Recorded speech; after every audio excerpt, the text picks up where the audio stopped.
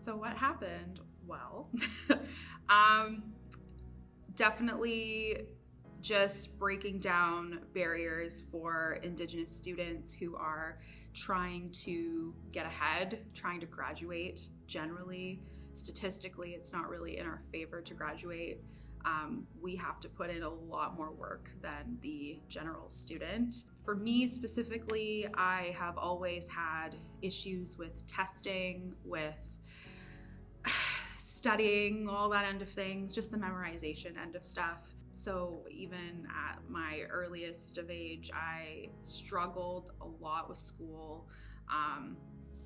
Mental health wise, obviously too. It's hard to feel like you're successful when you have a textbook version saying that you're not successful. So it makes it a lot more of a challenge to feel like you're doing well and to feel like you're being successful.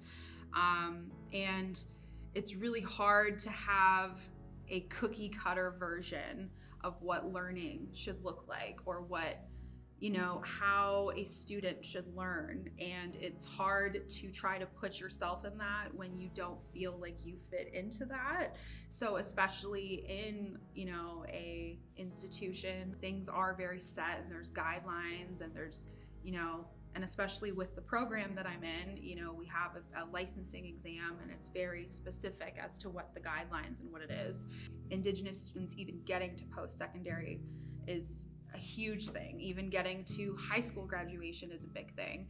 I'm 30 years old. It took me 12 years to finally come to college and to want to kind of go that route, because going to post-secondary institutions were always terrifying, because I was like, I don't know if I can keep up with the work, and I don't know if I can keep up with the studying or the testing. And especially for an Indigenous person, that's not culturally how we are.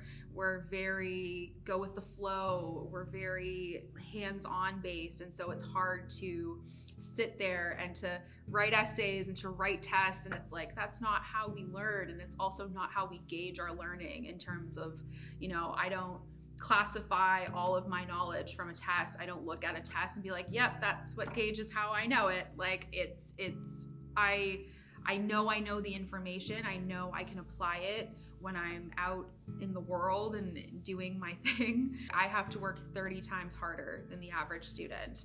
I can study, I utilize tutors, I can, ask friends for help, work together as a group and get feedback and help that way in like a group setting. I, try to be as hands-on as I can, because I know that's how I learn better. And so I utilize, our hands-on time to put that into practice, being able to advocate for myself, being able to fight for what I know I need and what I deserve as a student, as an adult here pursuing my own education. I think that people have a lot of a false narrative that, Indigenous students just get all of their things handed to them when it comes to schooling and funding, and that's not true. I had to work my butt off to get here and to be able to, financially do it. And that's where coming back as a 30-year-old was more of a thing, as opposed to coming here at 18. I had to work full time for 12 years to get to this spot. It's hard for Indigenous students to really have that kind of relationship with professors who don't really have the same experience as an Indigenous person. Generally, if they're not Indigenous faculty, they don't really know.